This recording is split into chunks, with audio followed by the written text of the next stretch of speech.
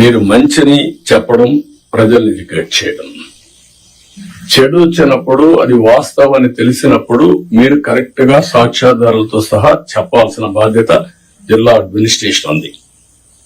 Over a period of time government లో ఒక INPR create చేసుకున్నాం మనం. What for? ఒక అడ్మినిస్ట్రేషన్ లో ఎక్కడికక్కడ చేసి తప్పులు గాని వచ్చినప్పుడు దాన్ని కరెక్ట్ చేయడానికి ఇన్ఫర్మేషన్ బ్రాడ్కాస్టింగ్ పెట్టుకున్నాం. ఇప్పుడు కూడా జిల్లాలో వింగ్స్ ఉన్నాయి. మీరు కూడా ఇది గుర్తుపెట్టుకోవాల్సిన అవసరం ఉంది. మొన్న నేను చూశాను పట్టిప్రోల్లో పోలీసులు అక్కడ చిన్న 2 గ్రూపులకు గొడవ జరిగితే వాళ్ళు అక్కడి తోచుకుంటే దానిపైన ఇమ్మీడియట్ గా తెలుగుదేశం వాళ్ళు కొట్టారు, ఎస్ఐ చొక్కా పట్టుకున్నారు, కాలర్ పట్టుకున్నారు అనేసే పరిస్థితికి వచ్చారు. మీరు చూడండి ఎంత క్లియర్ గా. అంటే ఇంకా దీనికి ఏం చెప్పాలన్న వీళ్ళకి అర్థం కాదు.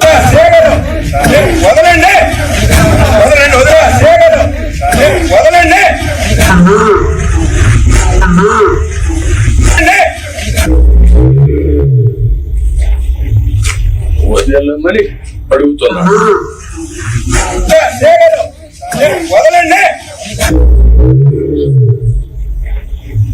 ఓకే, దెన్ అది చొక్కా పట్టుకున్నట్టు చిత్రీకరించడం.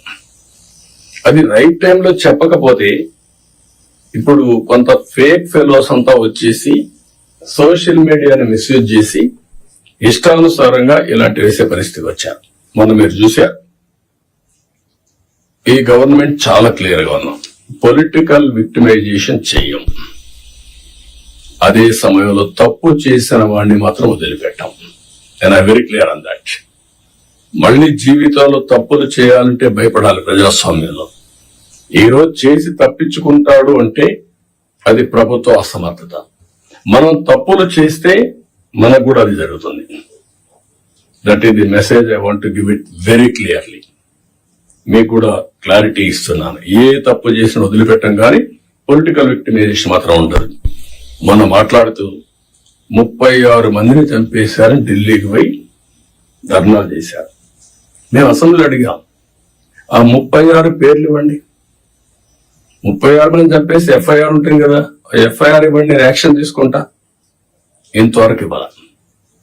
అంటే రాజకీయాలు కూడా మారాయి. ఆ విషయం మీరు గుర్తుపెట్టుకోవాలి. రాజకీయ నాయకులు పేపర్ పెట్టుకొని, టీవీ పెట్టుకొని, సోషల్ మీడియాలో తప్పుడు ప్రచారం చేసి గవర్నమెంట్ ని సెబటైజ్ చేసే పరిస్థితికి వస్తున్నారు. ఇది అన్టాలరబుల్. నేను I very clear on that. How to handle, will educate people. చట్టపరంగా కూడా యాక్షన్ తీసుకుంటాం. ఎవరిని కూడా ఎక్కడ కూడా వదిలిపెట్టే పరిస్థితి ఉండదు. ఆ విషయం మీరు గుర్తుపెట్టుకోవాల్సిందిగా నేను కోరుతూ, ఇది మీరు నోటీస్ చేసుకోవాలి. ఎంత పని చేసినా, కష్టపడి పని చేసినా ఆ ఫలితాలు రాకుండా విష ప్రచారం చేయడం మొదలు పెడితే మనకి ఇబ్బందులు వస్తాయి. అది కూడా గుర్తుపెట్టుకొని ఎక్కడికక్కడ కౌంటర్ చేయడం అన్ని చేయాల్సిన అవసరం ఉంది.